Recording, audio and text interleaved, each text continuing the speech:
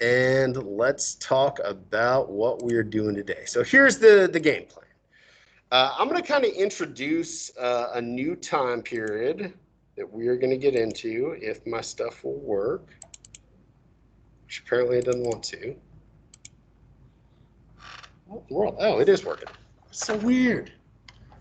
I hate technology, guys. It never does what I want it to, and it's just hateful and all sorts of stuff. Anyway, I'm going to kind of introduce a new time period for us, the post-classical era, mainly 600 CE to about 1200. This is important because 1200 is our actual starting point for the College Board curriculum. So this stuff we're doing today, it's just laying the groundwork. We're going to go through it really fast just so you kind of have a little bit of a frame of reference for when we actually start the real curriculum. But the stuff today, I need you to know, but we're going to go through it quick. It's because we're going to go into it in more detail at a later date. This little presentation, I'm hoping 10, 15 minutes, I'm going to fly through it. The remainder of class, you guys are going to have an independent assignment. You're going to have a very short reading assignment, it's like 5 pages. They break out the post-classical era based on region. I just need you to take a little bit of notes in your notebook over each region. Exactly what you write is kind of up to you. We're thinking quality more than quantity. If you want to do it in bullet points, that is fine. If you want like a complete sentence or 2 or 3 that summarizes the whole section, that's fine. Essentially, I just want you to read through it, and the things that you feel are the most significant, like especially if something's in bold or italicized, it's probably worth knowing, okay? While you guys are working on that, because this is something you could do from home, I'm going to be up here just available to help you. Okay, if you're having problems uploading something, if you're having a question about a test or essay or anything that we've done thus far, we want to get that stuff squared away today. So it's part new material, a little bit of reading and note taking, but it's also kind of a catch-up day. And hopefully by the end of the week, everybody will be squared away and all will be right in the world, hopefully. A couple other things, and this kind of is the sequence that I go in every day. So I'll always start off, giving you the overview of the day, which essentially I just discussed our learning target. I just didn't go into detail. Then I will always direct your attention to the back because there have been a couple tweaks. First, not a tweak, but just a reminder, if you did not do yesterday's discussion board, please get it done. Take you 3 minutes, super easy. I'm just giving away hundreds. That's what I'm trying to do anyway, but you need to do it. I already told you my grace period on not counting stuff late. It's pretty much this week through the weekend. Starting next week, I've got to enforce some due dates. I have to. Yeah, I understand this is weird for all of us, and we're all trying to figure it out. So I'm giving people lots of leeway, but I can't do that for them.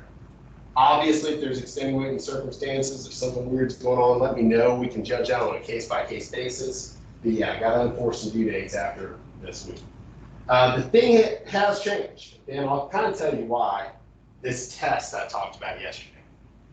My original plan, I was going to open up the test for everybody Friday afternoon after school. You had all weekend to get it done.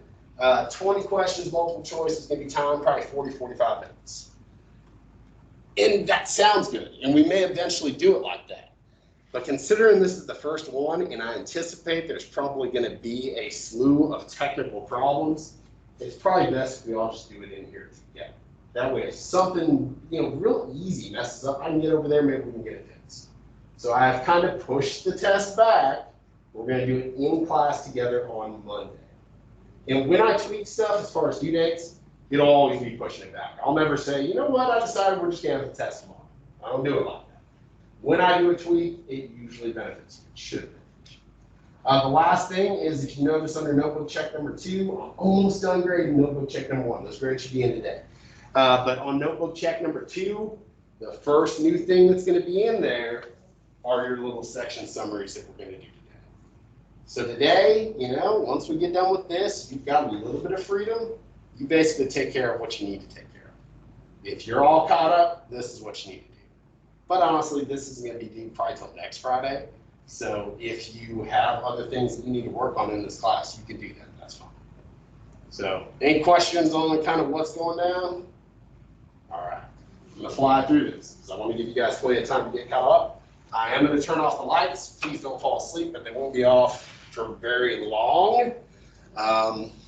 Let's see if I can fix this thing, though, because it's acting hateful. So let's see. Okay. Those of you following along at home, hopefully you can see everything. And if you can't, please say something or email me.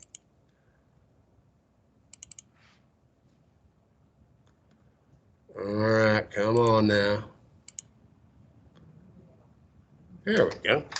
All right, so classical to post-classical era. This PowerPoint is on my Canvas page, so if there's something that you don't get a chance to write down because I'm moving really fast, it's up there. I will say on your notebook, all this stuff from the PowerPoint, none of this is mandatory today, okay? None of the stuff from the PowerPoint's mandatory. You're going to have plenty of notes from the book. That being said, if you see something that you think significant, and there are a few things that I will recommend you write down, you probably should. So what I'd like you to do on the top of your page, whatever notebook page you're working on, why don't you write post-classical era?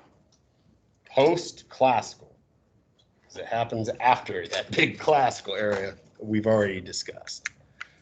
You know, the funny thing is, though, I think I brought up the wrong PowerPoint because I went through, oh, God, this is the super long one. This is the 19 slide version. We ain't doing that. We're doing like the 8 slide version. So give me 1 second. I think this is it. Yeah, this is the 8 slide version. That's what we want because we're moving through this pretty quick. So like I said, we're talking about the post-classical era. Lots of similarities.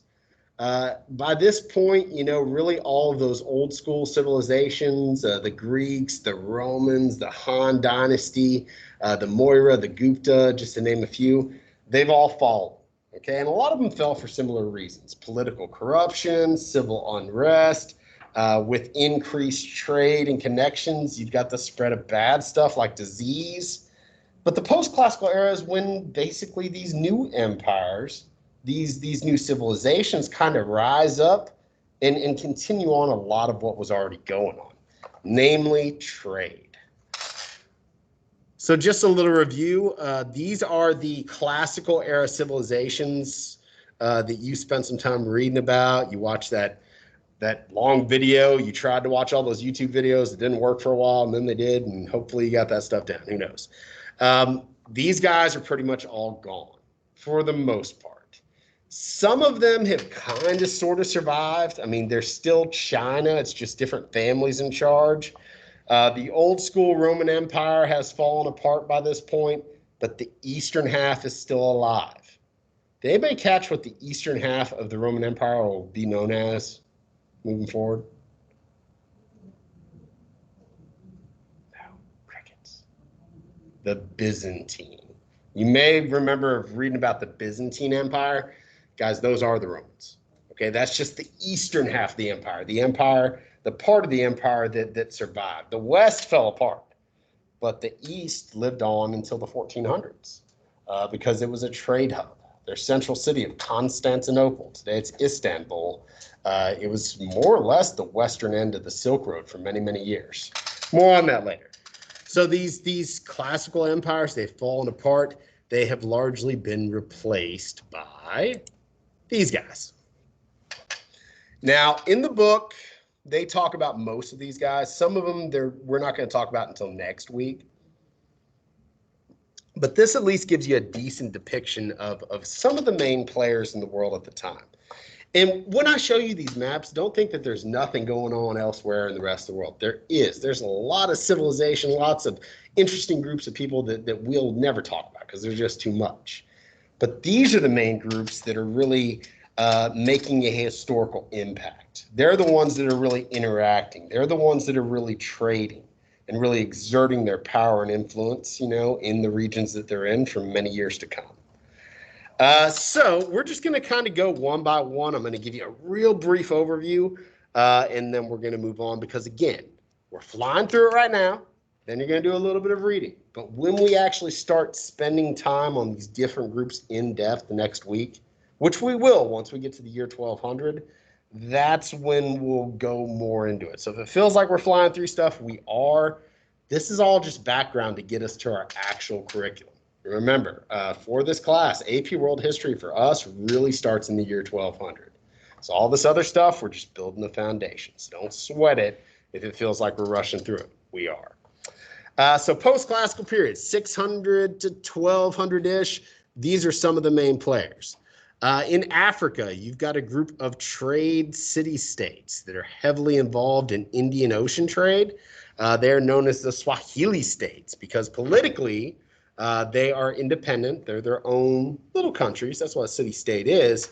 But culturally, they're very similar, such as their use of the Swahili language. Moving over to East Asia, and this probably works better if I stand up because I don't know if y'all can see where I'm pointing, and you can. Over in East Asia, China's still around. Classical era Han Dynasty has fallen apart. The Han are really important, okay? They're the ones that really embraced Confucianism. They're the ones that instituted all those civil service exams where government leaders had to take tests essentially to get jobs. They're the ones that kind of built the foundation of what a lot of Chinese culture will be moving forward. Okay, after the fall of the Han, there's a couple hundred years of civil war where there's not really one big unified dynasty that rules over most of China. That all changes with a succession of 3 dynasties. And the word dynasty just means a family of rulers in this context: the Sui, the Tang, the Song. Next week, if I'm not mistaken, this is who we start.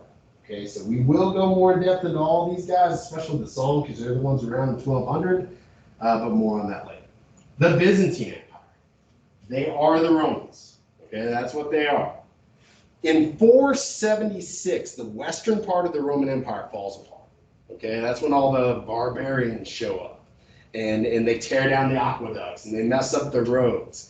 And whereas in Western Europe, you see Europe kind of carved up into these little kingdoms that eventually evolve into some of the countries we have today, like France and England.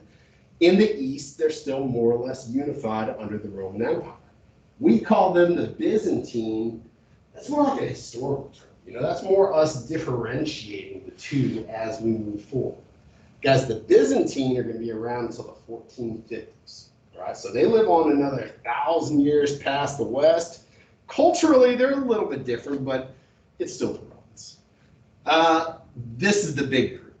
Well, there's 2 really big groups, but this is the big group that you're going to be reading about, the Islamic Caliphates.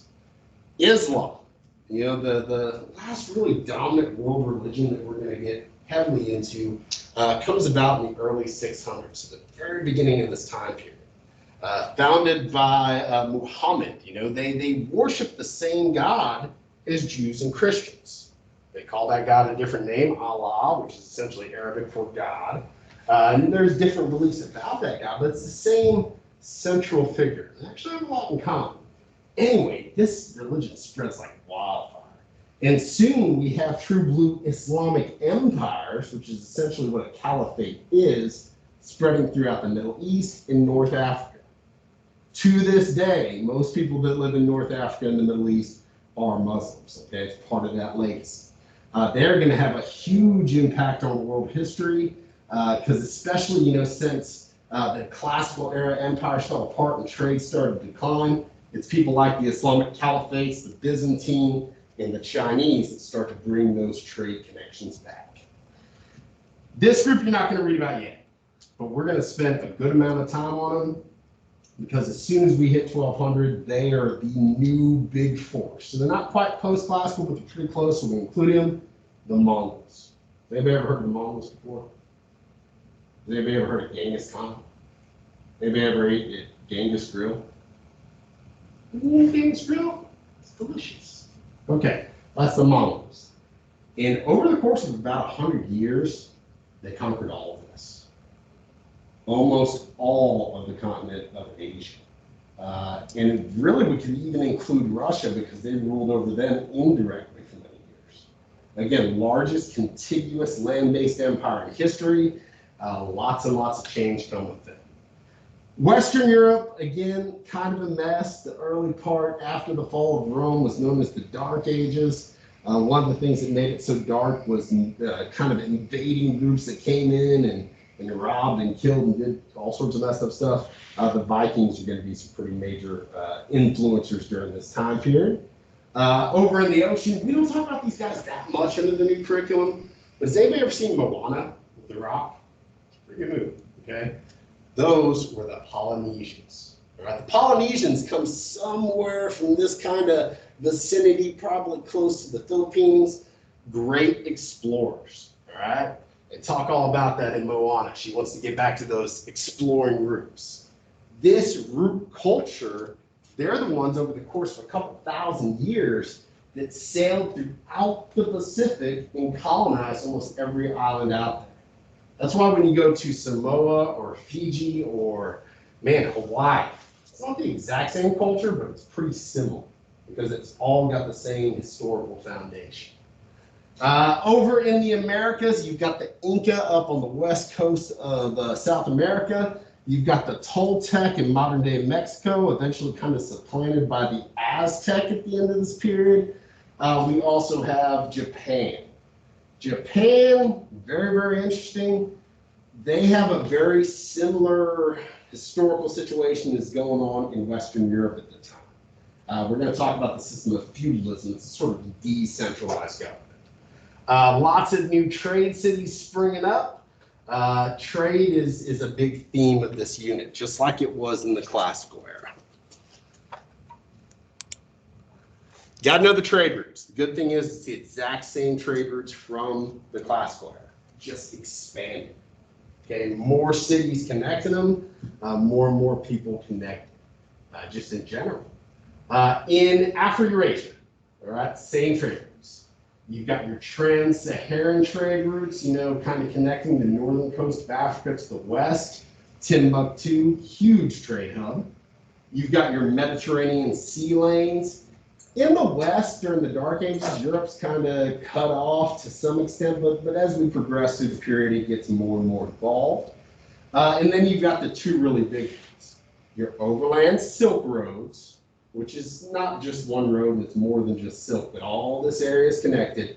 And then you've got Indian Ocean trade. One of the big changes that comes during the post-classical era, whereas in classical times, most of the trade was land-based, during this time, more shifts to the Indian Ocean. Because it's just easier to put things on a boat than it is to have them travel by land. In the Americas, there is trade going on, all right, but it's more small scale. Can anybody tell me why? Maybe why in the Americas the Native Americans aren't engaging in quite as much long distance trade? This is something I briefly mentioned during one of those really long videos a couple weeks ago. Think about it. But take a sip of my Dr. Pepper. I need some caffeine for this part. Nothing? All right, let me tell you why. This is worth writing down. Guys, in the Americas, there are no large beasts of burden. They don't have horses, they don't have cows, they don't have oxen, they don't have donkeys. They don't have any of those things that you can ride or they could like drag a cart on. Okay, that makes transportation in general a little bit more difficult. And without transportation, you know, it's hard to really move over vast distances. So that's reason one. Reason two, and this is kind of connected to this, guys, up until the 1400s, mid 1400s, Native Americans are still essentially in the Stone Age. They work with metals to some degree, especially like gold and silver. But they're not really heavily using it for tools and weapons. The last thing, no wheeled technology for vehicles. Okay, they're familiar with the concept of the wheel, but they never on a large scale really applied that to cars, you know, to methods of transportation. So while there is trade in these areas, in some areas a lot of it, you read a little bit about Teotihuacan, huge trade city in the Americas. Later we'll talk about Cahokia as well. It's more limited in nature. Almost done with this part. This is something I would write down. I'd say if nothing else on this PowerPoint, I'd write these down. New maritime navigation methods. Maritime just means like the ocean, something having to do with the sea.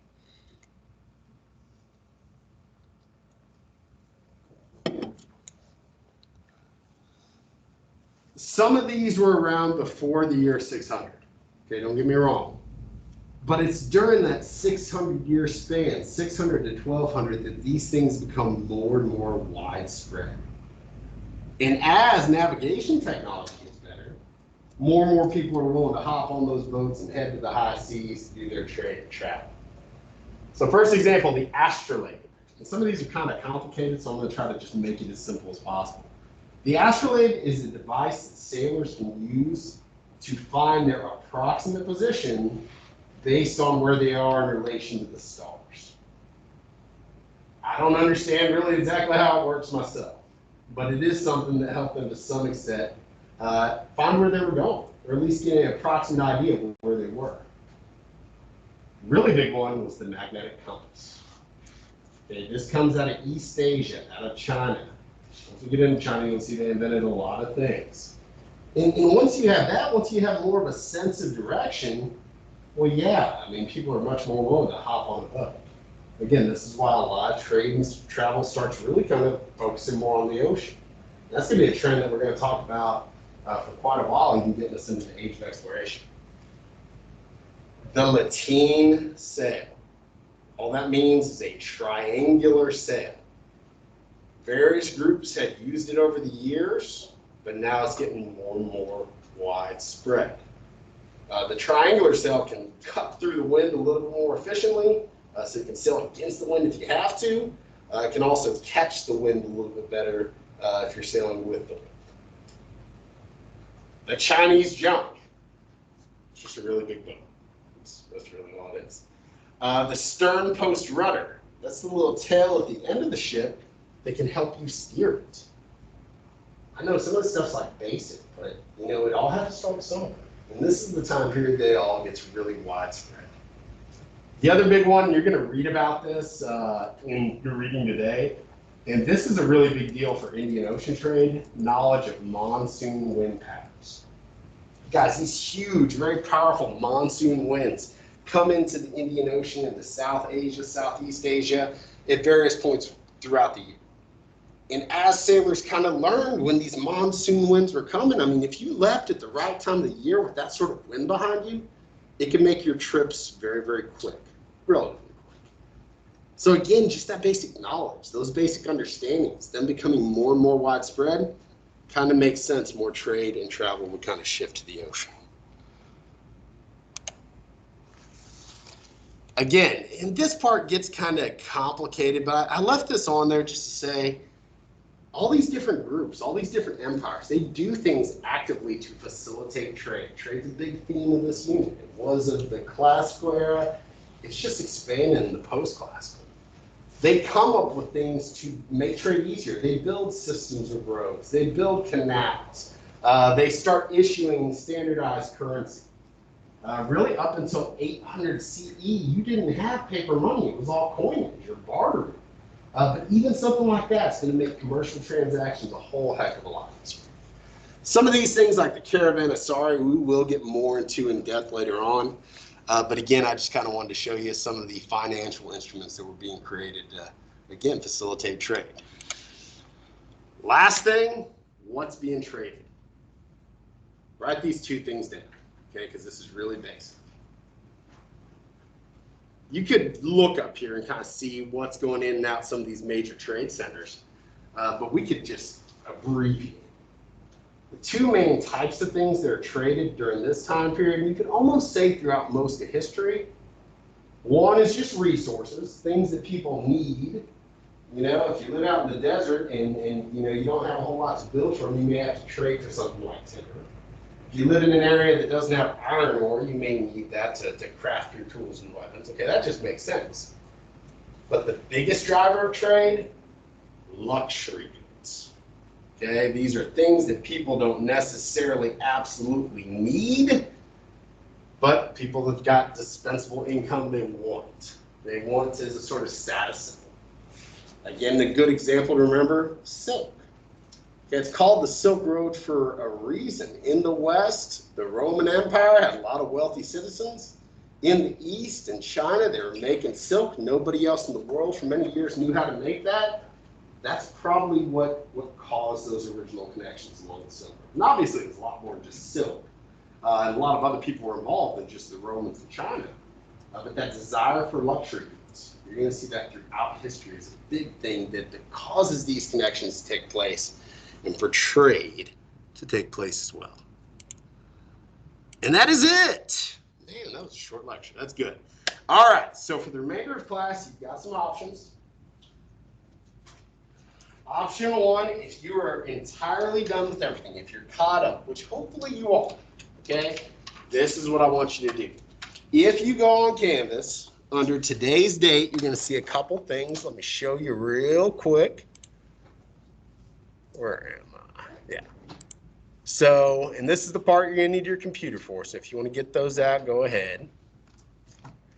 If you scroll down to the very bottom of the page, or close to the bottom, under today's date, okay, it says the post-classical era.